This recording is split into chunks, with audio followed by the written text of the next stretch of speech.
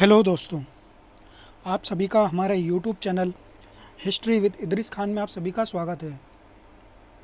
दोस्तों, जैसे कि आप सभी को पता है, हमारे यूट्यूब चैनल पर हिस्ट्री के जो मोस्ट इम्पोर्टेंट टॉपिक होते हैं, जिनसे एग्ज़ाम में बार बार क्वेश्चन पूछे जाते हैं और अक्सर हम उन टॉपिक में कंफ्यूज होने की वजह से या हमारा बेसिक क्लियर या कॉन्सेप्ट क्लियर ना होने की वजह से हमारे वो क्वेश्चन गलत हो जाते हैं। अगर हम बात करें एग्ज़ामों की, तो NTA UGC net, TGT exam, PGT exam या अदर स्टेट के जो भी एग्ज़ाम होते हैं, उनमें उन टॉपिक से बार बार क्वेश्चन पूछे जाते हैं और वो हमारे बार बार गलत होते हैं। तो दोस्तों, हमारा मकसद यही है कि हम उन सभी टॉपिक को बहुत ही आसान भाषा में, ट्रिक के माध्यम से या इजी वे में समझाने की कोशिश करते हैं, जिससे आपके जो भी डाउट है, जो भी कन्फ्यूजन है, वो बिल्कुल आसान भाषा में क्लियर हो जाए। इसी के क्रम में हमने कई सारे वीडियो हमारे यूट्यूब चैनल पर अपलोड किए हैं, जिनको अगर आप देखना चाहते हो तो आप हमारे यूट्यूब चैनल की प्ले लिस्ट में जाकर आप आसानी से देख सकते हो। और अगर आप चैनल पर नए हो तो चैनल को ज़रूर सब्सक्राइब कर ले और बेल आइकन का प्रेस कर ले, जिससे आपको आने वाली वीडियो की नोटिफिकेशन बराबर मिलती रहे। अगर हम बात करें आज के टॉपिक की, तो दोस्तों आप सभी को पता होना चाहिए कि हमने इससे पहले दो video MP assistant professor exam जो 2018 के अंदर हुआ था, उसकी अपलोड कर दी है, जिसके अंदर हमने एंसेंट हिस्ट्री का जो क्वेश्चन पेपर आया था एमपी असिस्टेंट प्रोफेसर के एग्ज़ाम में, उसके ऊपर हमने डिस्कस किया था पार्ट 1 में और पार्ट 2 में, जिसमें हमने 200 क्वेश्चनों के ऊपर बात की थी। इसी के क्रम में आज के वीडियो में हम इंडियन हिस्ट्री का जो पेपर आया था, जिसके अंदर तीनों पार्ट से क्वेश्चन पूछे गए थे। इससे पहले वाले वीडियो में हमने एंसेंट हिस्ट्री के पार्ट की वीडियो बनाई थी, जो क्वेश्चन पेपर आया था वो एंसेंट हिस्ट्री का आया था। पर इस वाले वीडियो में हम इंडियन हिस्ट्री के जो तीनों पार्ट होते हैं, मिडेवल, एंसेंट और मॉडर्न, इसके अलावा आपको इसके अंदर वर्ल्ड हिस्ट्री के भी क्वेश्चन देखने को मिलेंगे। तो कुल 200 क्वेश्चन के ऊपर हम बात करने वाले हैं। तो आज हमारा पार्ट 1 है, जिसके अंदर हम 100 क्वेश्चनों की बात करेंगे। इसके बाद हम पार्ट 2 लेकर आएंगे, जिसके अंदर फिर 100 क्वेश्चनों की बात करेंगे। इस हिसाब से हम 200 क्वेश्चनों को हम दो पार्ट के अंदर डिस्कस करने वाले हैं। तो दोस्तों, बहुत ही ज़्यादा इंपॉर्टेंट वीडियो रहने वाला है, खास करके एमपी असिस्टेंट प्रोफेसर का जो एग्ज़ाम सितंबर में होने वाला है, उनके लिए ये वीडियो सबसे ज़्यादा हेल्पफुल रहने वाला है। इसके अलावा NTA UGC net, TGT exam, PGT exam, सभी एग्ज़ामों में ये क्वेश्चन देखने को मिल जाते हैं, क्योंकि अब सभी तरह के एग्ज़ाम में रिपीटेड क्वेश्चन देखने को मिलते हैं। तो सभी लोगों के लिए काफ़ी ज़्यादा हेल्पफुल वीडियो रहने वाला है। तो बस आप वीडियो में अंत तक बने रहे, बिल्कुल भी स्किप ना करें और बेल आइकन को प्रेस कर ले, चैनल को सब्सक्राइब कर ले। तो चलते हैं हमारे क्वेश्चन पेपर के ऊपर। तो दोस्तों, जैसे कि हम यहाँ पर आ चुके हैं, तो मध्य प्रदेश लोक सेवा आयोग रेसिडेंसी एरिया इंदौर द्वारा जो 2018 में एग्ज़ाम हुआ था, उसकी फ़ाइनल आंसर की है, उसके ऊपर हम बात करेंगे। तो इसके अंदर कौन कौन से क्वेश्चन आए थे, किस तरीके से क्वेश्चन पूछे गए थे, किस टॉपिक से किस टाइप के क्वेश्चन आए थे, उन सभी के बारे में हम यहाँ डिस्कस करने वाले हैं। तो चलते हैं हम क्वेश्चनों के ऊपर। तो पहले क्वेश्चन की हम बात कर ले। तो जैसे कि आप सभी को पता होना चाहिए, पहला क्वेश्चन हमारा एंसेंट हिस्ट्री से शुरू हो रहा है। इस पेपर के अंदर तीनों पार्ट की हम बात करेंगे, इसके अलावा वर्ल्ड हिस्ट्री के भी क्वेश्चन देखने को मिलेंगे। तो पहले क्वेश्चन की बात कर लेते हैं। पहला क्वेश्चन यहाँ पे पूछा गया स्टोन एज से। तो सूक्ष्मासन मुख्यतः संबंधित है, मतलब सूक्ष्म पाषाण उपकरण का संबंध किस काल से है, ये डायरेक्ट पूछा गया है क्वेश्चन। पूरा पाषाण युग, मध्य पाषाण युग, नवपाषाण युग या ताम्र पाषाण युग। तो दोस्तों, यहाँ पे मध्य पाषाण युग को सूक्ष्म पाषाण युग का युग माना जाता है, मतलब सूक्ष्म पाषाण युग के उपकरण मध्य पाषाण काल से मिलते हैं। अगर हम बात करें पूरा पाषाण काल की, तो दोस्तों सबसे पहले हम बात कर लेते हैं पूरा पाषाण काल की। तो पूरा पाषाण काल को भी 3 भागों में विभाजित किया गया है लार्टेट के द्वारा। तो पूरा पाषाण काल को निम्न पूरा पाषाण काल, मध्य पूरा पाषाण काल और एक उच्च पूरा पाषाण काल, इस हिसाब से बांटा है। तो अगर हम उच्च जो हमारा निम्न पूरा पाषाण काल है, तो उसके अंदर आपको जो पत्थर होता है, बड़ा पत्थर, कोर पत्थरों का उपकरण देखने को मिलता है। तो इस तरीके से बड़ा पत्थरों को ही छाट पीट कर जो बड़ा भाग निकलता है पत्थर का, उसका उपकरण बनाया जाता है। फिर उसके बाद निम्न पूरा पाषाण, मध्य पूरा पाषाण काल आता है। तो उसके अंदर आपको औजारों के जो आकार है वो छोटे हो जाते हैं और फलक प्रकार का जो पत्थर होता है, मतलब इस पत्थर को तोड़ने के बाद जो टुकड़े निकलते हैं, उन टुकड़ों से औजार बनाए जाते हैं मध्य पूरा पाषाण काल के अंदर। तो इस हिसाब से साइज इनकी छोटी हो जाती है। फिर आता है उच्च पूरा पाषाण काल। तो उच्च पूरा पाषाण काल के अंदर औजारों की साइज़ तो यही रहती है, मगर इन औजारों को चिकना कर कर इनको थोड़ा तेज कर दिया जाता है। तो इस हिसाब से इनको उच्च पूरा पाषाण काल का औजार माना जाता है। फिर आता है आपका मध्य पाषाण युग। तो मध्य पाषाण युग के अंदर दोस्तों इन औजारों की साइज़ और छोटी कर दी जाती है। इन औजारों की साइज़ अगर देखी जाए तो 1 इंच से लेकर तो 5 इंच तक की, 1 सेंटीमीटर से तो 5 सेंटीमीटर तक के औजार आपको मध्य पाषाण युग के अंदर देखने को मिलते हैं। तो इस हिसाब से आपको औजारों के हिसाब से आपका पाषाण युग को डिवाइड कर दिया जाता है। फिर उसके बाद आता है नव पाषाण युग। तो नव पाषाण युग के अंदर दोस्तों इन औजारों को, जो छोटे औजार होते हैं मध्य पाषाण युग के, इन्हीं औजारों को पॉलिश कर दिया जाता है और चिकना कर दिया जाता है और हड्डियों के औजार दिखने लगते हैं नव पाषाण युग के अंदर जाकर। तो इस हिसाब से हमने तीनों काल की बात कर ली है। इसके बाद अगले क्वेश्चन की बात कर लेते हैं। हड़प्पा संस्कृति स्थल धोलावीरा का संबंध किस राज्य से है? तो धोलावीरा का संबंध यहाँ पे पूछा है तो राजस्थान, हरियाणा, उत्तर प्रदेश या गुजरात। तो दोस्तों गुजरात के अंदर हड़प्पा का जो स्थल है धोलावीरा, उसका संबंध गुजरात से माना जाता है। और गुजरात के अंदर इस स्थल को 3 भागों में विभाजित किया गया है, जिसके अंदर आपको 2 भाग तो दिखते हैं और इसके बीच में मध्य भाग भी इसके अंदर देखने को मिलता है। और अगर हम बात करें यहाँ से साक्ष्य की, तो यहाँ से जल संचय की यहाँ से साक्ष्य मिलते हैं, मतलब जल संरक्षण के साक्ष्य यहाँ से मिलते हैं और प्लेग्राउंड के साक्ष्य यहाँ से मिलते हैं। और एक यहाँ से एक अभिलेख मिलता है जिसके अंदर 10 अक्षर लिखे हुए हैं। तो इस हिसाब से कई सारे साक्ष्य आपको गुजरात के जो स्थल है धोलावीरा, यहाँ से प्राप्त होता है। और यहीं से एक शॉपिंग कॉम्प्लेक्स के साक्ष्य भी आपको प्राप्त होते हैं धोलावीरा से ही। इसके बाद आगे चलते हैं। खारवेल किस वंश का शासक था? तो खारवेल, ये आपका जो हमारा क्वेश्चन आया था एंसेंट हिस्ट्री का, उसके अंदर भी ये क्वेश्चन पूछा गया था। और जो हमारा इंडियन हिस्ट्री का जो क्वेश्चन पेपर आया उसके अंदर भी क्वेश्चन पूछा गया है। कण्व वंश, हर्यक वंश, चेदी वंश या शुंग वंश? तो चेदी वंश से इसका संबंध है और भारत के अंदर उड़ीसा वाला जो भूभाग था उसके अंदर आपको चेदी वंश दिखाई देता है और उसी का शासक होता है खारवेल। और खारवेल की जानकारी हमको हाथी गुम्फा, एक अभिलेख है उदयगिरी खंडगिरी की जो गुफाएं हैं, वहाँ से गुफा नंबर 14 से आपको हाथी गुम्फा अभिलेख प्राप्त होता है। उसी अभिलेख के माध्यम से हमको खारवेल के बारे में जानकारी मिलती है। और खारवेल जैन धर्म का पोषक था, इसके बारे में जानकारी भी आपको हाथी गुम्फा अभिलेख के बारे में जानकारी मिलती है। इसका अगला क्वेश्चन की बात कर लेते हैं। निम्नलिखित में से किस स्थान पर बृहद स्नानागार के अवशेष प्राप्त हुए हैं? हड़प्पा, मोहनजोदड़ो, कालीबंगा या लोथल? तो दोस्तों मोहनजोदड़ो से बृहद स्नानागार के साक्ष्य प्राप्त होते हैं। और अगर हम बात करें मोहनजोदड़ो की खोज की, तो राखलदास बनर्जी ने 1922 के अंदर मोहनजोदड़ो की खोज की थी। और हड़प्पा की खोज डॉक्टर दयाराम साहनी ने इसकी खोज 1921 में की थी। हड़प्पा संस्कृति में सबसे पहले खोजा गया स्थल हड़प्पा है और दूसरा स्थल मोहनजोदड़ो है। इसके बाद कालीबंगा की अगर हम बात करें दोस्तों, तो कालीबंगा आपको राजस्थान के अंदर सरस्वती या घग्गर नदी के ऊपर आपको ये देखने को मिलती है। और राजस्थान में जुते हुए खेत के साक्ष्य आपको कालीबंगा से प्राप्त होते हैं। और लोथल की अगर हम बात करें दोस्तों, तो लोथल आपको 1951 के अंदर लोथल की खोज होती है और एस.आर. राव ने लोथल की खोज की थी। ये गुजरात के अंदर स्थित है और यहाँ से आपको अग्नि वेदिकाओं के साक्ष्य प्राप्त होते हैं। और बंदरगाह, जो हड़प्पा संस्कृति के अंदर बंदरगाह के साक्ष्य आपको यहाँ से लोथल से प्राप्त होते हैं। तो ये सारी चीज़ों हमने बात कर ली है। इसके बाद अग्रांकित में से कौन सा युग्म सुमेलित नहीं है? तो सुमेलित नहीं है ये हमको देख लेना, मतलब कौन सा युग्म सुमेलित है, मतलब 3 उसमें असुमेलित है और 1 सही है। देख लेते हैं। हड़प्पा का गोदीवाड़ा मिला है, गलत है। गोदीवाड़ा के साक्ष्य आपको लोथल से प्राप्त हुआ है। लोथल से मंदिर नुमा संरचना मिली है, ये भी गलत है। मंदिर नुमा संरचना आपको मोहनजोदड़ो से मिली है। सुरकोतला से घोड़ा के अवशेष मिले हैं, तो ये भी सही बात है दोस्तों। सुरकोतला से घोड़ा के अवशेष मिले हैं। और मोहनजोदड़ो से कब्रिस्तान एज मिला, ये गलत है। कब्रिस्तान एज संस्कृति का संबंध हड़प्पा से है। से अगले क्वेश्चन की बात कर लेते हैं।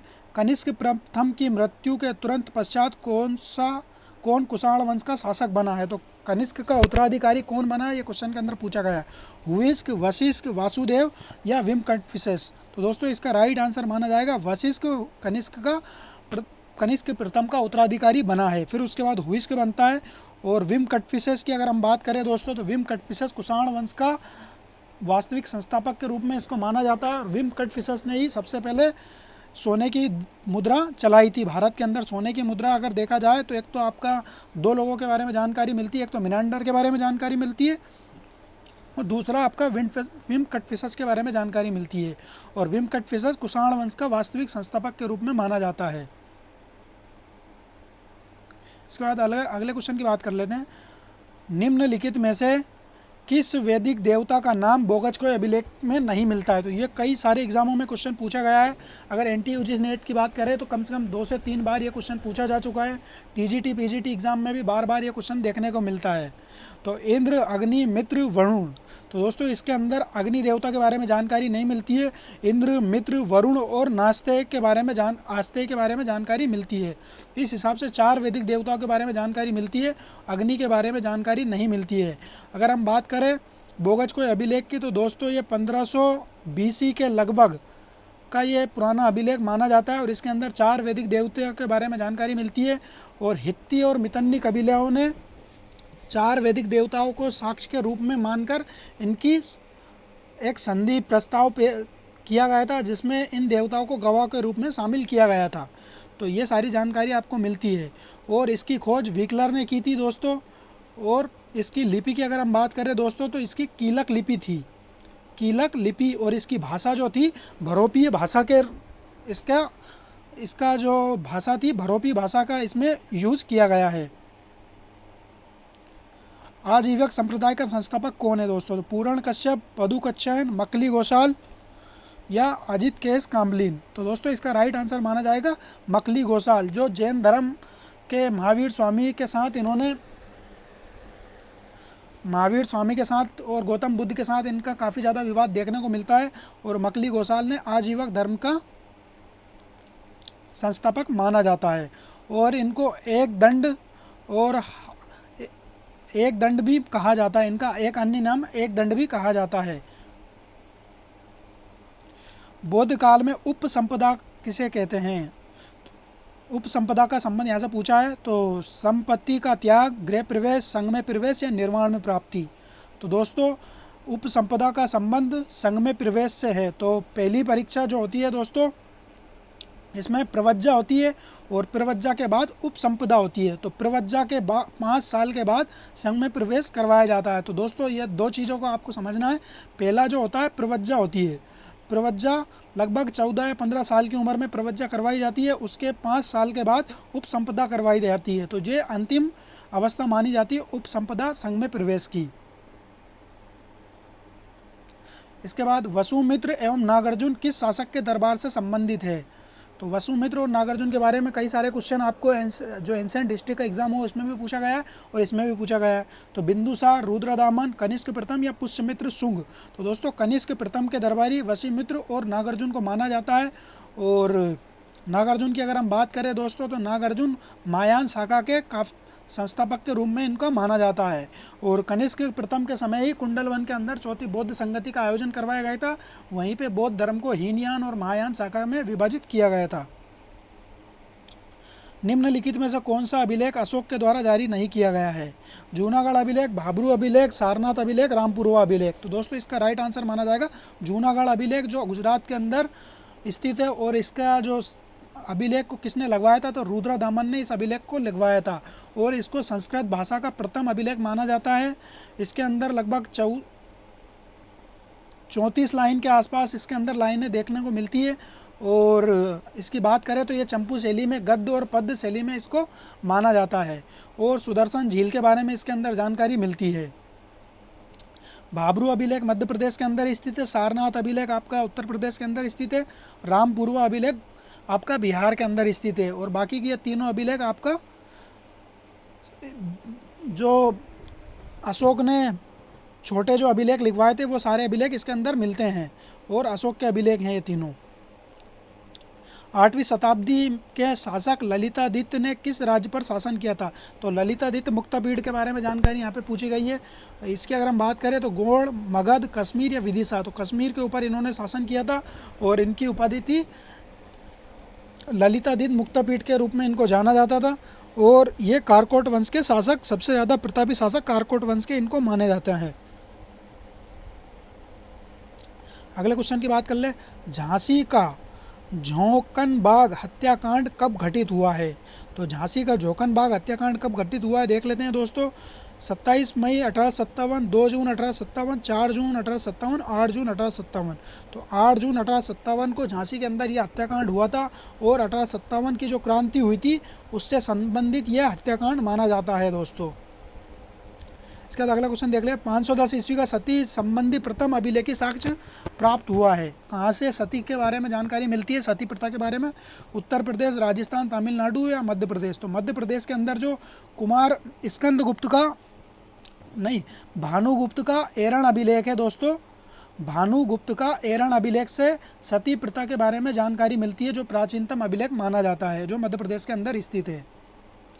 निम्नलिखित में से कौन 3 ऋण के अंदर शामिल नहीं है? पुत्र ऋण, पितृ ऋण, ऋषि ऋण या देव ऋण? तो दोस्तों पुत्र ऋण के बारे में कोई जानकारी नहीं मिलती है। 3 ऋण में पितृ ऋण, ऋषि ऋण या देव ऋण को शामिल किया जाता है। निम्नलिखित में से कौन दया भाग का लेखक है? विज्ञानेश्वर, विश्वरूप, जिमूतवाहन या कुल्लूक भट्ट? तो दोस्तों दया भाग का जो लेखक है वो जिमूतवाहन को माना जाता है। तो जिमूतवाहन ने उत्तराधिकारी का नियम के बारे में उन्होंने बताया कि पिता की मृत्यु के बाद ही पुत्र को संपत्ति दी जाती है। और विज्ञानेश्वर ने जो मिताक्षरा लिखी है उसके अंदर कहा है कि पुत्र के जन्म के साथ ही पिता की संपत्ति का उत्तराधिकारी माना जाता है। तो विज्ञानेश्वर और जिमूतवाहन दोनों एक दूसरे के अपोजिट माने जाते हैं उत्तराधिकारी के नियम के बारे में। निम्नलिखित में से किसने मामल्लपुरम नगर की स्थापना की है दोस्तों? तो पल्लव वंश से संबंधित ये क्वेश्चन पूछा गया। नरसिंह वर्मन प्रथम, पुलकेशिन द्वितीय, राजेंद्र चोल या सुंदर पांडे? तो नरसिंह वर्मन प्रथम ने मामल्लपुरम या महाबलीपुरम के बारे में इन्होंने नगर की स्थापना की थी और यहीं पे कई सारे मंदिरों का निर्माण करवाया था। मामल्लपुरम के अंदर ही जो सप्तरथ मंदिरों का निर्माण करवाया था, जिनकी संख्या 8 है। और पल्लव वंश का सबसे ज़्यादा प्रतापी शासक इनको माना जाता है। और इन्हीं के काल में ह्वेनसांग ने पल्लव राजवंश की यात्रा की थी। अगला क्वेश्चन देख लेते हैं। वे उत्तर भारतीय राजवंश जिन्होंने त्रिपक्षीय संघर्ष के अंदर राष्ट्रकूटों से मुकाबला किया था। तो राष्ट्रकूटों से किसने मुकाबला किया था? प्रतिहार परमार, पाल चंदेल, प्रतिहार पाल या चालुक्य चैमान? तो प्रतिहार और पाल ने राष्ट्रकूटों से मुकाबला किया था। और प्रतिहार, पाल और राष्ट्रकूटों ने मिलकर कन्नौज के ऊपर अधिकार करने के लिए त्रिपक्षीय संघर्ष किया था और अंत में जाकर प्रतिहार राजवंश ने इस पर विजय प्राप्त की थी। निम्नलिखित भारतीय नरेशों में से किसने सर्वप्रथम मोहम्मद गौरी को पराजित किया था दोस्तों? तो मोहम्मद गौरी को किसने पराजित किया था? पृथ्वीराज चौहान, जयचंद्र, विद्याधर चंदेल या भीम द्वितीय? तो चालुक्य वंश का जो गुजरात के चालुक्य वंश के शासक भीम द्वितीय ने मोहम्मद गौरी को पराजित किया था। आबू पर्वत के निकट इनकी माँ के साथ इन्होंने नयनल देवी ने और भीम द्वितीय ने दोनों ने मिलकर 1178 में ईस्वी में मोहम्मद गौरी को पराजित किया था। और अगर हम बात करें यहाँ पे पृथ्वीराज चौहान की, तो पृथ्वीराज चौहान से भी मोहम्मद गौरी पराजित हुआ था 1191 में। तराइन के प्रथम युद्ध में मोहम्मद गौरी को इन्होंने पराजित किया था। और अगर हम बात करें दोस्तों 1192 की, तो 1192 में पृथ्वीराज चौहान को मोहम्मद गौरी ने पराजित किया था, जो तराइन का द्वितीय युद्ध माना जाता है। अगर जयचंद की बात करें दोस्तों, तो जयचंद को 1194 में चंदावर के युद्ध में मोहम्मद गौरी ने पराजित कर दिया था। अगर बात करें विद्याधर चंदेल की, तो विद्याधर चंदेल के ऊपर महमूद गजनवी ने आक्रमण किया था, जिसके बीच में दोनों के बीच में संधि हो गई थी। और विद्याधर चंदेल ने महमूद गजनवी को, ना तो विद्याधर चंदेल ने पराजित किया था और ना महमूद गजनवी ने विद्याधर चंदेल को पराजित कर पाया था। इस हिसाब से विद्याधर चंदेल और महमूद गजनवी के बीच में यह संधि हो चुकी थी और चंदेल वंश का यह सबसे ज़्यादा प्रतापी शासक माना जाता है। महमूद के आक्रमण के समय हिंदूशाही राज्य की राजधानी कहाँ थी? तो हिंदूशाही राजवंश की राजधानी कहाँ थी पूछा गया है। काबुल, पेशावर, अटक या उदभांडपुर या वेहिंद? तो दोस्तों उदभांडपुर या वेहिंद इसकी राजधानी थी जब महमूद गजनवी ने इनके ऊपर आक्रमण किया था। इसके बाद अगले क्वेश्चन की बात कर लेते हैं। निम्नलिखित में से किसे लाख बख्श कहा जाता है? तो दोस्तों लाख बख्श किसे कहा जाता है, मतलब किसकी उपाधि लाख बख्श थी? इल्तुतमिश, कुतुबुद्दीन ऐबक, फिरोज तुगलक या औरंगजेब? तो दोस्तों कुतुबुद्दीन ऐबक जो मोहम्मद गौरी का गुलाम था। मोहम्मद गौरी की मृत्यु 1206 में हो जाती है। उसके बाद दिल्ली का ये शासक बनता है, मगर इसने लाहौर से शासन किया था 1206 से, तो 1210 तक इसने शासन किया था और पोलो खेलते हुए इसकी 1210 में मृत्यु हो जाती है। इस हिसाब से इसने 4 वर्ष तक शासन किया था। इसके बाद इसका उत्तराधिकारी इल्तुतमिश बनता है, जो 1210 से 1236 तक शासन करता है और ये गुलामों को गुलाम कहा जाता है, मकबरों का पितामह कहा जाता है।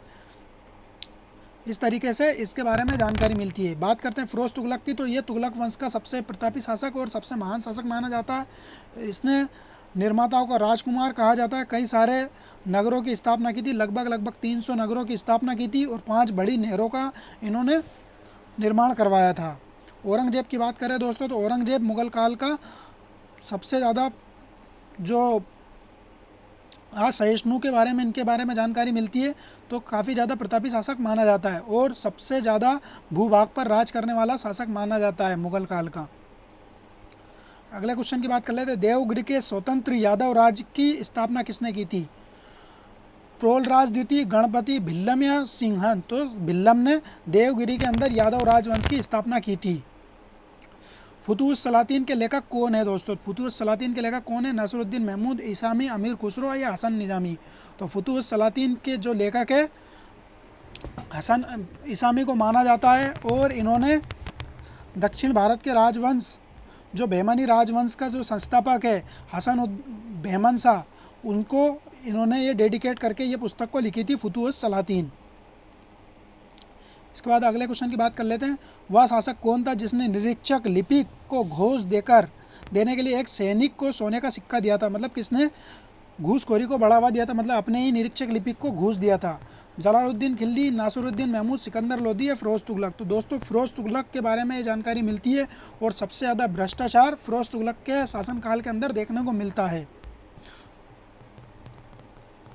निम्नलिखित में से किसने रामायण का बांग्ला में रूपांतरण प्रस्तुत किया था? विद्यापति, कृत्तिवास, मालाधर बसु या चांडीदास? तो दोस्तों इसका राइट आंसर माना जाएगा कृत्तिवास ने बारबक शाह के समय रामायण का बांग्ला में अनुवाद किया था। ये हमने हमारी प्लेलिस्ट के अंदर वीडियो डला हुआ है रामायण और महाभारत, उसके अंदर भी ये सारी चीज़ें आपको देखने को मिल जाएगी। तो काफ़ी ज़्यादा हेल्पफुल वीडियो हमारी प्लेलिस्ट के अंदर डले हुए हैं, तो आप चैनल को ज़रूर सब्सक्राइब करके और प्लेलिस्ट में जितने भी वीडियो डले हुए हैं उन सभी को वीडियो को ज़रूर देखें। हाल ही में जो हमारा एग्ज़ाम हुआ था फरवरी के अंदर, उसके दोनों शिफ्ट के अंदर लगभग 15 से 17 क्वेश्चन हमारी प्लेलिस्ट के वीडियो के अंदर देखने को मिले हैं, तो आपको प्लेलिस्ट के वीडियो ज़रूर देख लेना चाहिए। इसके बाद अगले क्वेश्चन की बात कर लेते हैं। विजयनगर के शासक कृष्णदेव राय ने अमुक्तमाल्यद की रचना किस भाषा में की थी? तो अमुक्तमाल्यद की रचना किस भाषा में की थी देख लेते हैं। तमिल, कन्नड़, तेलुगु, संस्कृत? तो दोस्तों तेलुगु भाषा में अमुक्तमाल्यद की रचना की थी और मोतियों की माला इसका शाब्दिक अर्थ माना जाता है। और ये विजयनगर साम्राज्य के सबसे प्रतापी शासक के रूप में माने जाते हैं। इनके बारे में बाबर ने अपनी बाबरनामा के अंदर भी इनके बारे में उल्लेख किया है कि भारत का सबसे प्रतापी शासक कृष्णदेव राय को बताया है। अगले क्वेश्चन की बात कर लेते हैं। शियार उल मुक्तरीन के लेखक कौन है? मिनाज उस सिराज, याया बिन अहमद सरेंदी, अहमद यादगार या गुलाम हुसैन खान तब्तबाई? तो दोस्तों इसका राइट आंसर माना जाएगा गुलाम हुसैन खान तब्तबाई। मध्यकाल में किसे उनकी सेवाओं के लिए मिल्क या मदद ए मास नामक भूमि का अनुदान दिया जाता था? तो मध्यकाल यानी कि दिल्ली सल्तनत और मुगल काल के अंदर मदद ए मास किसको दी जाती थी? ग्रामीण कर्मचारियों को, शिल्पकारों को, धर्मचारी एवं विद्वानों को, गरीब एवं असहायों को? तो दोस्तों धर्मचारी और विद्वानों को मदद ए मास या मिल्क दी जाती थी। इसके बाद अगले क्वेश्चन की बात कर लेते हैं। अकबर के शासनकाल में पंचरत्न का फारसी अनुवाद किसने किया था दोस्तों? फैजी ने, निजामुद्दीन अहमद ने, अबुल फजल ने या इब्राहिम सरहिंदी ने? तो इसका राइट आंसर माना जाएगा दोस्तों अबुल फजल ने पंचरत्न का फारसी अनुवाद किया था। अब आपको कमेंट्स करके ये बताना है कि अबुल फजल ने पंचरत्न का फारसी अनुवाद किस नाम से किया था। दोस्तों कमेंट सभी को करना है, जितने भी लोग वीडियो देखते हैं कमेंट ज़रूर करें, जिससे हमको भी पता चले कि आप लोग वीडियो देख रहे हो और कितना सीरियस हो। वीडियो देखने के बाद आप कमेंट्स भी नहीं करते हो, तो काफ़ी लोग मतलब वीडियो देखते हैं मगर कमेंट्स नहीं करते हैं, तो कमेंट ज़रूर करें जिससे आपको भी पता चले कि राइट आंसर क्या है। तो आपको पंचरत्न का फारसी अनुवाद किस नाम से किया था अबुल फजल ने, आपको बताना है। अगले क्वेश्चन की बात कर लेते हैं। शिवाजी ने शाइस्ता खां को किस वर्ष पराजित किया था? शाइस्ता खां जो था औरंगजेब का मामू था, तो देख लेते हैं किस वर्ष पराजित किया था। 1666, 1663, 1668 या 1705? तो 1663 के अंदर शाइस्ता खां को पराजित किया था और इस पराजय में शाइस्ता खां की उंगलियों को काट दिया गया था। किस मराठा पेशवा के शासनकाल में पानीपत का तृतीय युद्ध हुआ था? बाजीराव प्रथम, बाजीराव द्वितीय, बालाजी बाजीराव, बालाजी विश्वनाथ? तो अहमद शाह अब्दाली और बालाजी बाजीराव के मध्य पानीपत का तृतीय युद्ध हुआ था जो 1761 के अंदर संपन्न हुआ था और इस युद्ध में अहमद शाह अब्दाली ये युद्ध जीत गया था। इसका अगला क्वेश्चन की बात कर लेते हैं। मुगल काल में सर्वाधिक प्रसिद्ध संगीतक तानसेन का मूल नाम, तानसेन का मूल नाम पूछा गया दोस्तों। मकरंद पांडे, रामतनु पांडे, लाला कलावंत या बाज बहादुर। तो दोस्तों इसका राइट आंसर माना जाएगा रामतनु पांडे को तानसेन का मूल नाम था।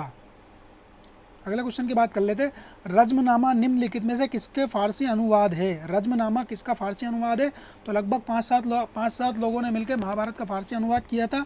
तो देख लेते हैं किन किन का नाम जुड़ा हुआ है। तो रामायण, महाभारत, भागवत गीता या राजतरंगिणी। तो रज्मनामा के नाम से महाभारत का फारसी अनुवाद करवाया गया था। मुगल काल में अकबर के समय फारसी अनुवाद हुआ था ये। अगले क्वेश्चन की बात कर लेते हैं। दक्कन के किस सुल्तान से अल्बुकर्क ने गोवा हासिल किया था? मतलब गोवा किससे छीना था अल्बुकर्क ने?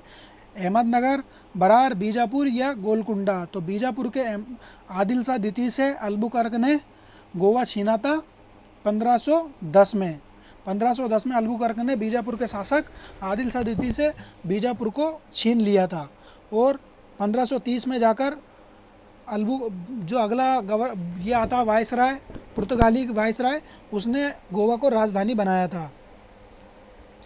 निम्नलिखित में से कौन सा यूरोपीय प्रथम कर्नाटक युद्ध के प्रारंभ होने के लिए उत्तरदायी था?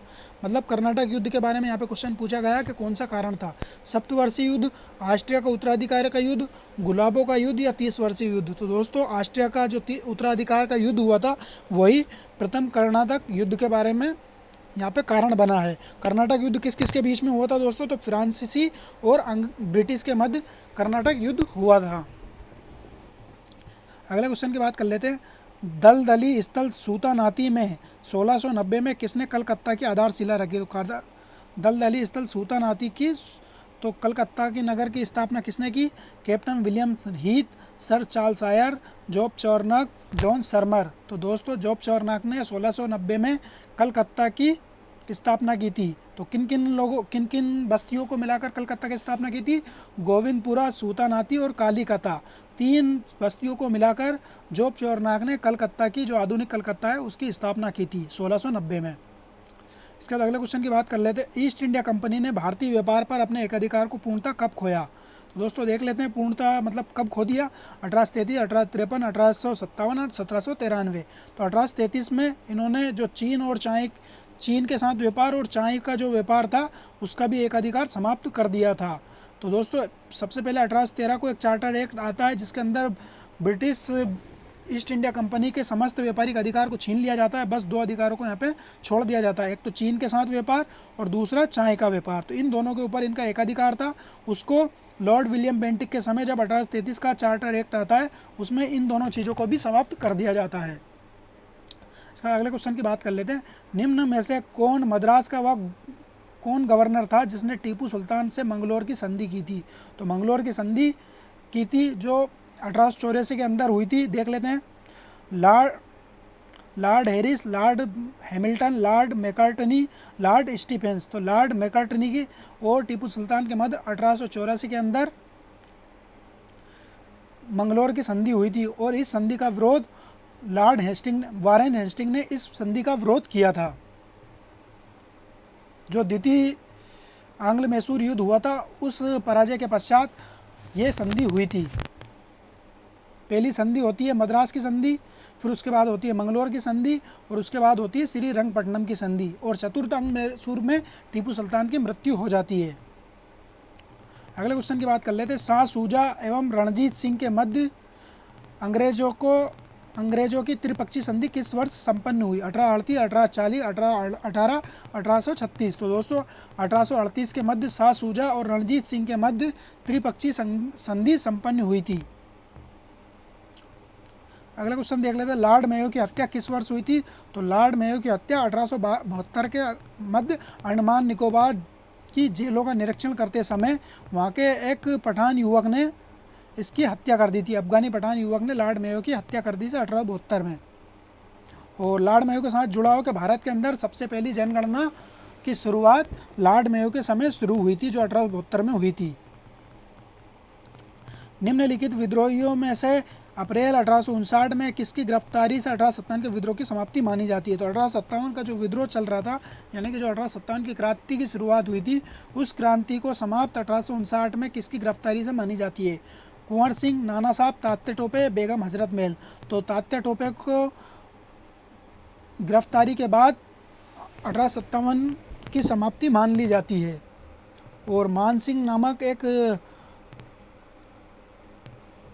व्यक्ति के द्वारा विश्वासघात यानी कि इनके बारे में जानकारी अंग्रेजों के द्वारा दी जाने के पश्चात इनकी गिरफ्तारी होती है। प्रसिद्ध बंगाली लेखक दीनबंधु मित्र का नाटक नील दर्पण किसके अत्याचारों का वर्णन है? तो किसके बारे में नील दर्पण के अंदर जानकारी मिलती है? सरकारों के बारे में, महाजनों के बारे में, जमींदारों के बारे में, नील बागानों के बारे में। तो जो नील आंदोलन हुआ था 1860 के अंदर दोस्तों, बंगाल के अंदर नील विद्रोह, उसके बारे में जानकारी नील दर्पण के अंदर मिलती है। और इस नील विद्रोह के जो नेतृत्व करते थे वो दिगंबर विश्वास और विष्णु विश्वास इसके नेतृत्वकर्ता माने जाते हैं। कूका आंदोलन से कौन संबंधित था? कूका आंदोलन जो पंजाब के अंदर हुआ था उससे संबंधित यहाँ पे क्वेश्चन पूछा गया है कि किससे इसका संबंध जुड़ा हुआ है। शाह वलीउल्लाह, बाबा गुरु राम सिंह, वासुदेव बलवंत फड़के, गोमधर कुंवर। तो दोस्तों इसका संबंध बाबा गुरु राम सिंह के साथ जुड़ा हुआ है, कूका आंदोलन जो पंजाब के अंदर हुआ था। अगले क्वेश्चन की बात कर लेते हैं। तत्वबोधिनी पत्रिका का प्रकाशन प्रारंभ किसने किया था? देख लेते हैं। राजा राम मोहन राय, राजा नारायण बोस, देवेंद्र नाथ टैगोर और केशव चंद्र सेन। तो तत्वबोधिनी पत्रिका का प्रारंभ देवेंद्र नाथ टैगोर ने किया था, जो रविंद्रनाथ टैगोर के पिताजी थे।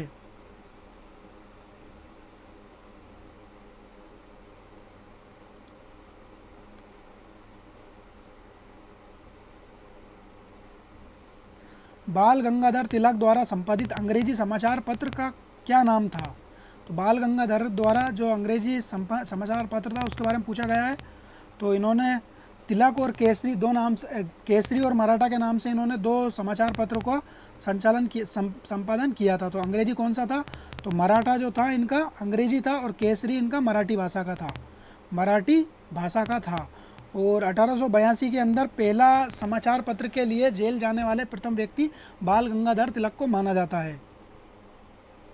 मुस्लिम लीग ने प्रत्यक्ष कार्रवाई दिवस का आयोजन कब किस तिथि को किया था? 16 जुलाई 1846, 16 अगस्त 1946, 16 अगस्त 1946 या 16 सितंबर 1946 या 16 अक्टूबर 1946। तो 16 अगस्त 1946 को बंगाल के अंदर मुस्लिम लीग ने प्रत्यक्ष कार्रवाई दिवस का आयोजन किया था।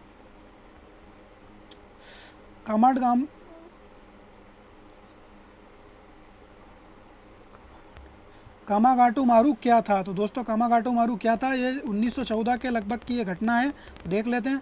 जापानी राजकुमार, जापानी जलियान, जापानी गुप्तचर या जापानी बंदूक। तो दोस्तों ये एक जापानी जहाज था जो गुरुदत्त सिंह ने किराए पर लिया था और ये कनाडा के लिए गया था, मतलब 300 कुछ यात्री लेकर गया था, जिसके बारे में फिर वहाँ से उन लोगों को कनाडा के अंदर प्रवेश करने नहीं दिया। तो ये सारी चीज़ें 1914 के संबंध में ये जुड़ी हुई है। तो इसका प्रकरण जापानी जहाज के साथ जुड़ा हुआ है। निम्नलिखित में से कौन सा युग्म सुमेलित नहीं है? तो कौन सा युग्म सुमेलित नहीं है देख लेते हैं। सामवेद का संबंध गंधर्व वेद से, तो सही बात है। अथर्ववेद का शिल्प वेद से, तो यहाँ पे ये उपवेद दिए गए हैं। ऋग्वेद का तंत्रवेद और यजुर्वेद का धनुर्वेद। तो ऋग्वेद का दोस्तों आयुर्वेद आएगा और यजुर्वेद का धनुर्वेद आएगा। तो इस हिसाब से ऋग्वेद वाला गलत माना जाएगा। अगले क्वेश्चन की बात कर लेते हैं। निम्नलिखित में से कौन सा दर्शन जैन दर्शन से साम्यता रखता है? न्याय, सांख्य, मीमांसा, वैशेषिक। तो दोस्तों यहाँ पे जो सांख्य दर्शन है ये जैन दर्शन से साम्यता रखता है और इसके प्रतिपादक है, इसके जो सांख्य दर्शन के प्रतिपादक है कपिल मुनि। और न्याय दर्शन के प्रतिपादक है दोस्तों गौतम, जो ऋषि गौतम है वो न्याय दर्शन के प्रतिपादक माने जाते हैं। और वैशेषिक दर्शन के जो प्रतिपादक है वो कणाद के माने जाते हैं। कणाद को वैशेषिक दर्शन का प्रतिपादक माना जाता है। और मीमांसा को जैमिनी दर्शन के मीमांसा माना जाता है। मीमांसा का गलत है, बाकी वैशेषिक दर्शन का कणाद है। भास्कराचार्य की पुत्री कौन थी जिसे भारत में उनकी गणित संबंधी पुस्तक के लिए जाना जाता है? तो भास्कराचार्य की पुत्री के बारे में पूछा है और उसी के नाम से इन्होंने एक ग्रंथ की रचना की थी। भारती, अपाला, लीलावती या सुषमा। तो लीलावती भास्कराचार्य की पुत्री है और इन्होंने अपनी पुत्री के नाम पर एक मैथ्स की बुक लिखी है जिसका नाम भी लीलावती है। चतुर्थ बौद्ध संगति का अध्यक्ष कौन था? चतुर्थ बौद्ध संगति जो कुंडलवन कश्मीर में कनिष्क के राजवंश के समय हुई थी प्रथम शताब्दी में, महाकश्यप, अश्वघोष, वसुमित्र या मोगलीपुत्र तिस्य। तो वसुमित्र के अध्यक्षता में चतुर्थ बौद्ध संगति का आयोजन करवाया गया था। प्रथम शताब्दी में यह संगति हुई थी और कश्मीर के कुंडलवन में यह संगति हुई थी। जिसके समय यह संगति हुई वो कश्मीर का शासक मतलब कुषाण वंश का शासक कनिष्क था। और इस संगति के अंदर आपको हीनयान और महायान का विभाजन देखने को मिलता है। बौद्ध धर्म का हीनयान और महायान में इसका विभाजन हो जाता है। अगला क्वेश्चन देख लेते हैं। प्राचीन भारतीय 16 संस्कारों में प्रथम संस्कार कौन सा है? पुंसवन, नामकरण, गर्भाधान या जातकर्म। तो दोस्तों ये क्वेश्चन आपको जो हमारा एंशिएंट हिस्ट्री का क्वेश्चन पेपर था उसके अंदर भी देखने को मिला था। मैंने वहाँ पे दूसरी चीज़ पूछी थी, मैंने यहाँ पे दूसरी चीज़ पूछ ली है। तो गर्भाधान जो है पहला संस्कार माना जाता है और कुल मिला के 16 संस्कार है, जिसमें से आपको जन्म से पहले के संस्कार यहाँ पे गर्भाधान है, पुंसवन है और जातकर्म है। तो ये तीन संस्कार जो है आपके जन्म से पहले के हैं और नामकरण आपका जन्म के बाद का है। निम्नलिखित में से कौन संगमकालीन महाकाव्य नहीं है? तो संगमकालीन महाकाव्य कौन सा नहीं है दोस्तों? तो इसको क्वेश्चन को डिलीट करवाया गया है, क्योंकि यहाँ पे आपको अगर देखा जाए तो संगमकालीन महाकाव्य सारे संगमकालीन महाकाव्य है। सभी जो जितने भी है सभी इसमें महाकाव्य नहीं है पूछा था। तो इसमें अगर देखा जाए दोस्तों तो मणिमेखले भी महाकाव्य है, शिल्पादिकरम भी महाकाव्य है और तोलकापियम तो महाकाव्य नहीं था और पदिन किलंकु ये भी महाकाव्य नहीं था। तो इसमें 2 ऑप्शन गलत दिए, इस हिसाब से इस क्वेश्चन को डिलीट किया गया है। और अगर देखें महाकाव्य की हम तो शिल्पादिकरम, मणिमेखले और एक और महाकाव्य है जिसके रचनाकार तिरुक्केदेवर है, शीतले सतनार। तो 3 महाकाव्य है और कुंडलकेशी, वलयपति, इस हिसाब से 5 महाकाव्य, जिसमें से 3 महाकाव्य उपलब्ध है। कौन कौन से है? शिल्पादिकरम, मणिमेखले और शीतले सतनार। और शिल्पादिकरम की अगर रचना की बात करें दोस्तों तो इलंगो अधिगल मणिमेखले शिल्पादिकरम के रचनाकार माने जाते हैं। और मणिमेखले के रचनाकार कौन है दोस्तों, ये आपको कमेंट्स करके बताना है। और शीतले सतनार के है तिरुक्केदेवर। तो मणिमेखले के जो लेखक है वो आपको कमेंट्स करके बताना है। निम्नलिखित में से किस विवाह में वधू का पुरोहित के साथ विवाह कर दिया जाता है? तो विवाह के बारे में दोनों सेक्शन में क्वेश्चन पूछे गए हैं। हमारा एंशिएंट हिस्ट्री में भी क्वेश्चन पूछे गए और इसमें भी क्वेश्चन पूछे गए। आर्ष विवाह, देव विवाह, ब्रह्म विवाह या प्रजापति विवाह। तो देव विवाह के अंदर आपको वधू का पुरोहित के साथ विवाह कर दिया जाता है। आर्ष विवाह के अंदर दहेज के बारे में जानकारी मिलती है। ब्रह्म विवाह को सबसे पवित्र विवाह माना जाता है और प्रजापति विवाह जो है दोनों राजी खुशी के साथ जो विवाह होता है उसको प्रजापति विवाह कहा जाता है। स्वतंत्रता से पूर्व रियासतों में जिन्हें 21 तोपों की सलामी दी जाती थी। तो 21 तोपों की सलामी के बारे में क्वेश्चन आपका NTA नेट के अंदर भी क्वेश्चन पूछा गया है, देख लेते हैं। तो बड़ौदा, ग्वालियर, हैदराबाद, जम्मू कश्मीर के अंदर 21 तोपों की सलामी दी जाती थी। अगला क्वेश्चन देख लेते हैं। किस यूरोपीय यात्री जो कि एक जोहरी था ने मयूर सिंहासन का विस्तृत विवरण दिया है? बर्नियर, मनुची, टेवर्नियर या इनमें से कोई नहीं? तो टेवर्नियर जो है इसने एक जोहरी था और मयूर सिंहासन के बारे में काफ़ी ज़्यादा जानकारी दी है, क्योंकि मयूर सिंहासन के अंदर ही आपका कोहिनूर हीरा लगा हुआ था। और हीरो के बारे में जानकारी किसको होती है? जोहरी को होती है। और ये आपको शाहजहाँ के काल में आने वाले यात्री, ये तीनों यात्री शाहजहाँ के काल में आए थे, बर्नियर, मनुची, ट्रेवर्नियर। निम्नलिखित घटनाओं का तिथिक्रम के साथ व्यवस्थित करना है। तो क्रम में समाना है दोस्तों।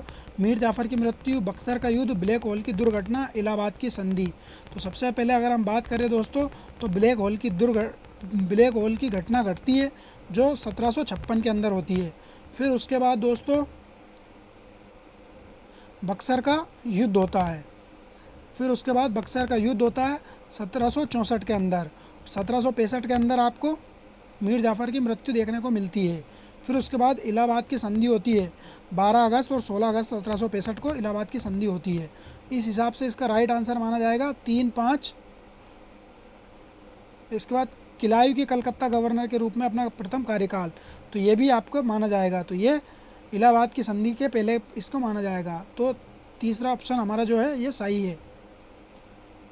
3, 5, 2, 1, 4। भारतीय शिक्षा आयोग 1882 का अध्यक्ष कौन था? तो भारतीय शिक्षा आयोग 1882 का अध्यक्ष कौन था? Thomas Raleigh, W W Hunter, Macaulay Sadler. तो 1882 के अंदर हंटर आयोग आया था, जिसने प्राथमिक शिक्षा के ऊपर बल दिया था, खास करके प्राथमिक शिक्षा के ऊपर बल दिया था हंटर आयोग ने, और यह 1882 के अंदर ये आया था। इसके बाद अगला क्वेश्चन देख लेते हैं। निम्नलिखित में से गांधी जी के विषय में कौन सा कथन सत्य नहीं है? गांधी जी ने लंदन में अपने थियोफिस्ट मित्रों के आग्रह पर गीता का अध्ययन किया था। सही बात है। उन्होंने गीता दर्शन नामक पुस्तक का सृजन किया था। गलत है। वो गीता को गीता माता कहते हैं। सही है।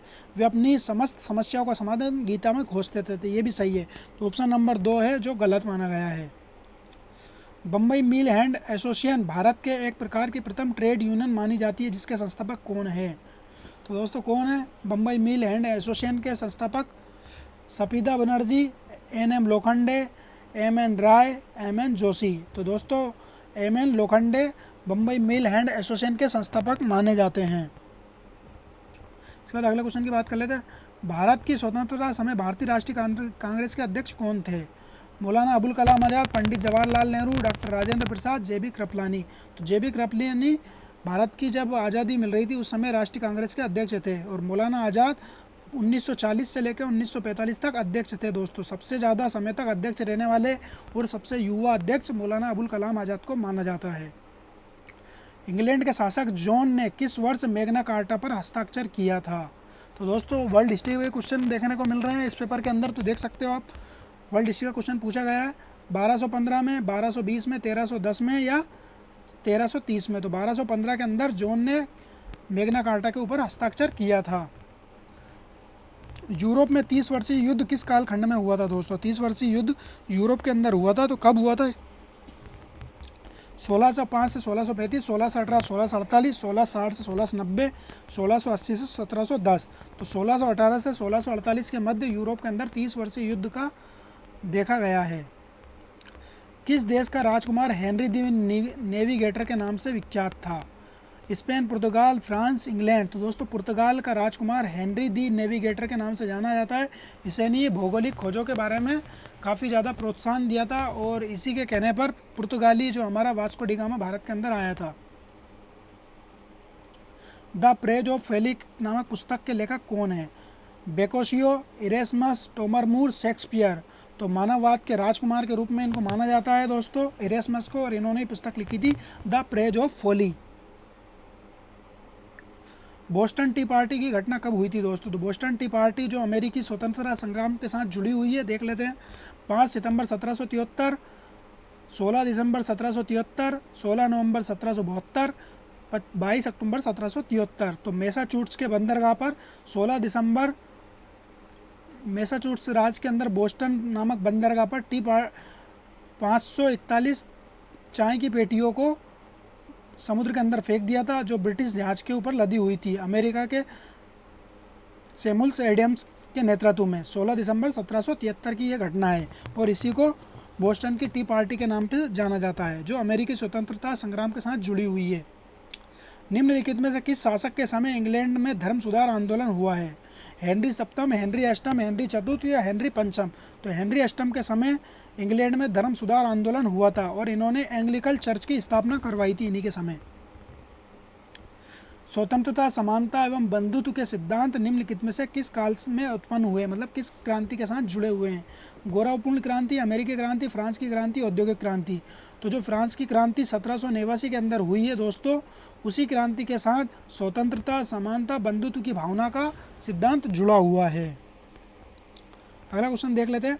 निम्न में से किसने जेसुइट संघ की स्थापना की थी? तो किसने जेसुइट संघ की स्थापना की थी?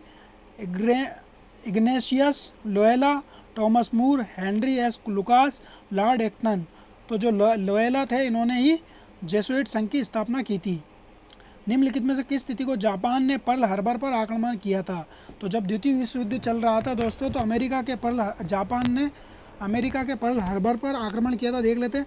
दिसंबर 7 दिसंबर 1941, 6 अगस्त 1941, 9 अगस्त 1941, दिसंबर 25, 1941। तो 7 दिसंबर 1941 को जापान ने पर्ल हार्बर पर आक्रमण किया था। निम्नलिखित में से कौन अनाल्स इतिहास लेखन शैली से संबंधित है? तो हिस्टोरियोग्राफी से संबंधित भी क्वेश्चन देखने को मिलते हैं। Mark block, Arnold Toynbee, E H car, are G Collingwood. तो मार्क ब्लॉक को अनाल्स इतिहास के बारे में लेखन शैली का संबंधित माना जाता है। अगला क्वेश्चन देख लेते हैं, स्पिंग जेनी का आविष्कार किसने किया था? दोस्तों स्पिंग जेनी का जो पुनर्जागरण काल था उससे संबंधित क्वेश्चन पूछा गया। जेम्स हारगिव्स ने, जॉन के ने, एडम कार्टराइट ने, सैमुअल क्राफ्टटाउन ने। तो जेम्स हारगिव्स ने स्पिंग जेनी का आविष्कार किया था, जो वस्त्र निर्माण से संबंधित ये मशीन थी। निम्नलिखित में से कौन माइकल एंजेलो द्वारा चित्रित है? तो माइकल एंजेलो का चित्र पूछा गया है दोस्तों। Mona Lisa, the last supper, Madonna, the last judgment. तो द लास्ट जजमेंट का संबंध एंजेलो से माना जाता है, और मोनालिसा और द लास्ट सपर का दी लियोनार्डो दा विंची का साथ इनका संबंध जुड़ा हुआ है, मोनालिसा दी लास्ट सफर का।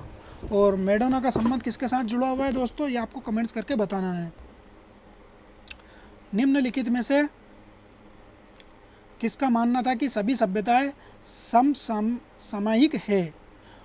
अर्नेल्ड J Toynbee, R G Collingwood, Saint Simon, Eric Hobsbawm. तो अर्नेल्ड जे टाइनबी ने ये बात बोली है। निम्नलिखित में से किस अंग्रेज पुरातत्ववेत्ता ने भरूच स्तूप की खोज की थी? भरूच स्तूप जो मध्य प्रदेश के अंदर ही थे, तो इसकी खोज किसने की थी देख लेते हैं। जॉन मार्शल ने, मार्टिन व्हीलर ने, अलेक्जेंडर कनिंघम ने, या इनमें से कोई नहीं। तो अलेक्जेंडर कनिंघम ने भरूच स्तूप की खोज की थी दोस्तों। ये स्तूप अशोक के मौर्यकालीन स्तूप है, मगर इसके बाद में शुंग वंश के शासकों ने इसके ऊपर थोड़ा इसका निर्माण कार्य करवाया था, और ये मध्य प्रदेश के अंदर स्थित है। निम्नलिखित में से कौन सी धातु भारत में द्वितीय नगरीकरण के लिए उत्तरदायी रही है? लोहा, तांबा, चांदी, स्वर्ण। तो लोहा द्वितीय नगरीकरण के संबंध में मानी जाती है, जो बौद्ध काल से संबंधित जो द्वितीय नगरीकरण हुआ है। प्रथम नगरीकरण हमारा हड़प्पा सभ्यता के संदर्भ में देखा जाता है, और द्वितीय नगरीकरण आपका मगध उत्कर्ष के साथ देखा जाता है। महाजनपद काल के बाद जो मगध उत्कर्ष होता है उसको द्वितीय नगरीकरण के रूप में जाना जाता है, जो लोहे के कारण हुआ था। अगला क्वेश्चन देख लेते हैं, पुरातात्विक सामग्री इतिहास की सर्वश्रेष्ठ कसौटी है, ये कथन किसका है? जॉन मार्शल का, विंसेंट स्मिथ का, डी आर भंडार का, राहुल संकृत्यायन का। तो ये राइट आंसर राहुल संकृत्यायन को माना जाएगा। भारत छोड़ो आंदोलन रूस तथा फ्रांस की क्रांति से कम नहीं था, यह कथन किसका है? तो भारत छोड़ो आंदोलन जो 1942 के अंदर हुआ था, तो इसका तुलना रूस और फ्रांस की क्रांति से की है किसने? राम मनोहर लोहिया ने, डॉक्टर जयप्रकाश नारायण ने, एम एन राय ने, सुभाष चंद्र बोस ने। तो जयप्रकाश नारायण ने, जिन्होंने सोशलिस्ट पार्टी की स्थापना की थी, सोशलिस्ट कांग्रेस की स्थापना की थी, उन्होंने ये कथन बोला है। इसके बाद अगले क्वेश्चन की बात कर लेते हैं दोस्तों। निम्नलिखित में से इतिहास की सबाल्टर्न विचारधारा के जनक किसे माना जाता है? ग्रामसी, हेगल, कार्ल मार्क्स या प्लेटो। तो ग्रामसी को सबाल्टर्न विचारधारा का जनक माना जाता है। सबाल्टर्न विचारधारा का संबंध मतलब राज्य पाठ के इतिहास को छोड़कर समाज के इतिहास यानी व्यक्ति विशेष के इतिहास के बारे में लेखन कार्य करना सबाल्टर्न विचारधारा का संबंध माना जाता है। इसके बाद अगले क्वेश्चन की बात कर लेते हैं, निम्नलिखित में से कौन सबाल्टर्न इतिहास की श्रेणी में नहीं आता है?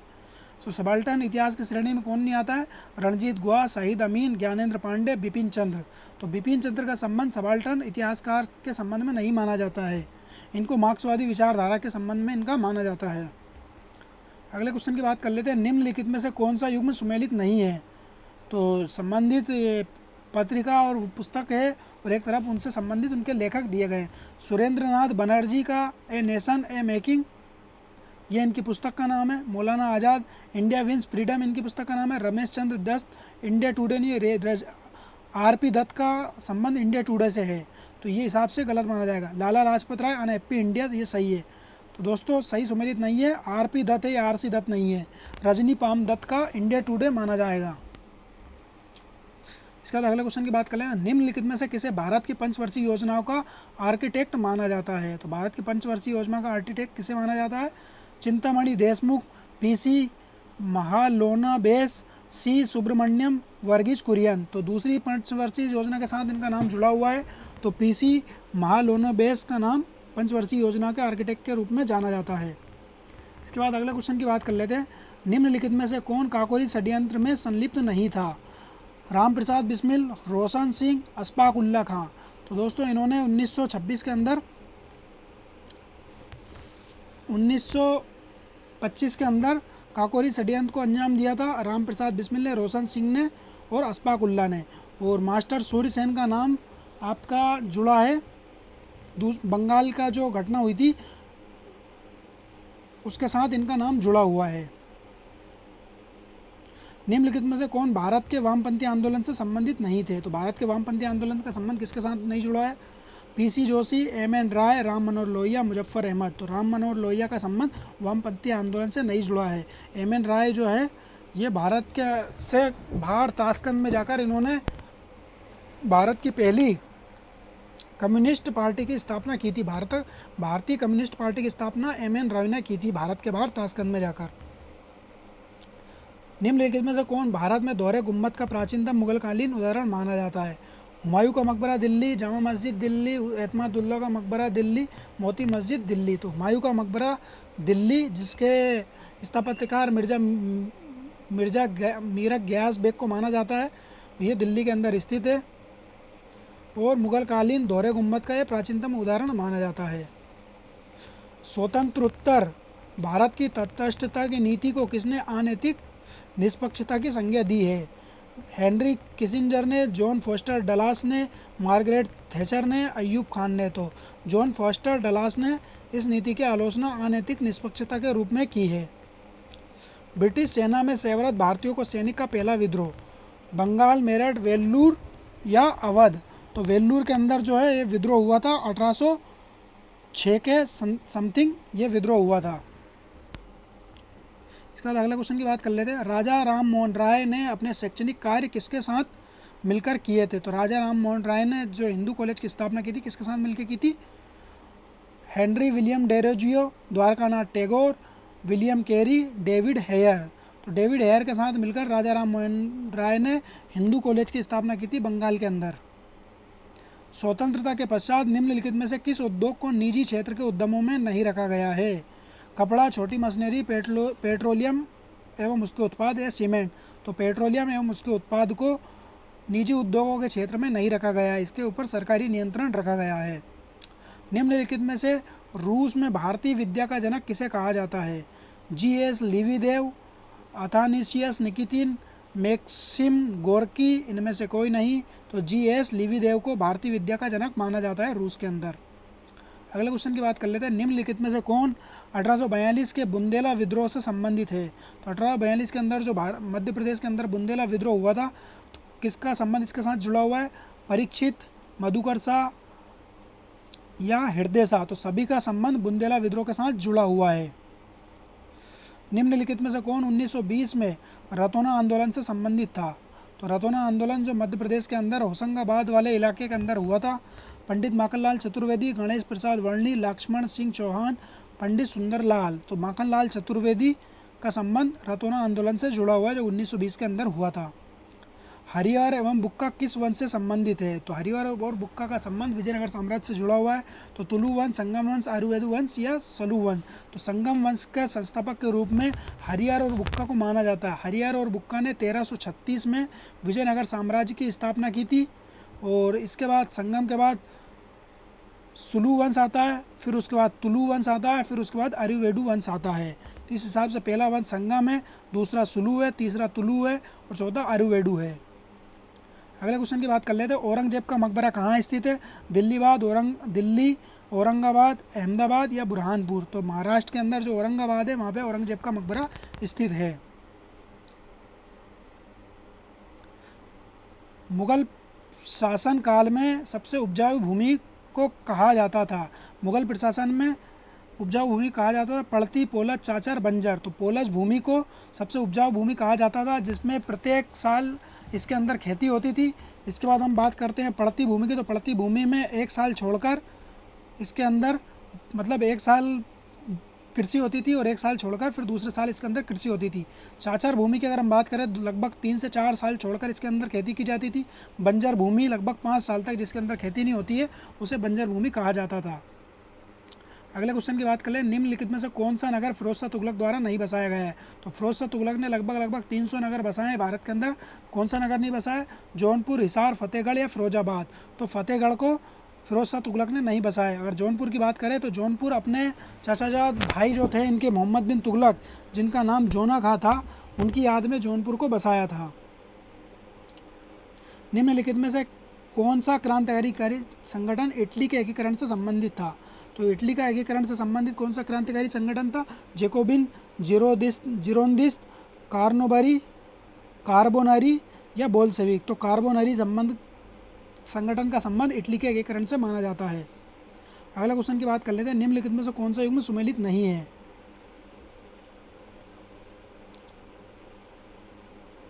तो कौन सा युग्म सुमेलित नहीं है देख लेते हैं। दांते की, मतलब यहाँ पे एक तरफ उनके लेखक है और एक तरफ उनकी पुस्तक है। दांते की divine comedy, defence of peace Thomas More की नहीं है, और सर्वेंटीज की डॉन क्विजोट सही है। विलियम शेक्सपियर के मर्चेंट ऑफ वेनिस।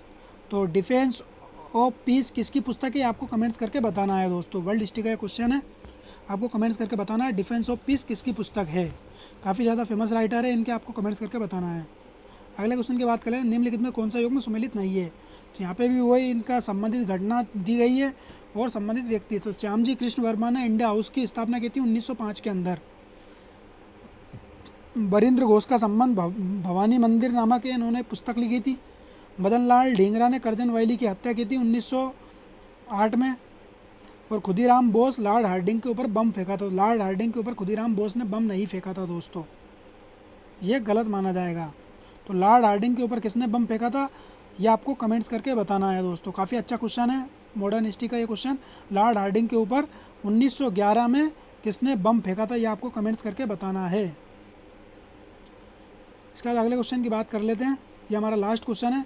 जापान ने किस वर्ष राष्ट्र संघ को त्याग दिया था? 1939 को, 1937 को, 1940 को, 1933 को? तो जापान ने राष्ट्र संघ को 1933 में त्याग दिया था। इस हिसाब से हमने आज के हमारे वीडियो के अंदर 100 क्वेश्चनों को पूरा तरीके से डिस्कस कर लिया है। अगर आपको वीडियो पसंद आया तो वीडियो को लाइक करें, ज़्यादा से ज़्यादा शेयर करें, और जितने भी जो भी क्वेश्चनों को हमने आपसे आंसर पूछे हैं वो कमेंट्स करके ज़रूर बताएं। इसके अलावा आप हमारे चैनल पर अगर नए हो तो चैनल को ज़रूर सब्सक्राइब कर लें, क्योंकि काफ़ी ज़्यादा हेल्पफुल वीडियो और इम्पोर्टेंट वीडियो हम आपके लिए लेकर आते हैं। और हमारे टेलीग्राम चैनल को भी आप ज्वाइन करें, इतिहास का किला नाम से आप सर्च कर सकते हैं। चैनल को ज़रूर सब्सक्राइब कर ले, प्लेलिस्ट में जाकर जितने भी जो भी वीडियो डले हैं उनको ज़रूर देख लें। तो दोस्तों वीडियो को यहीं समाप्त करते हैं। थैंक यू, धन्यवाद।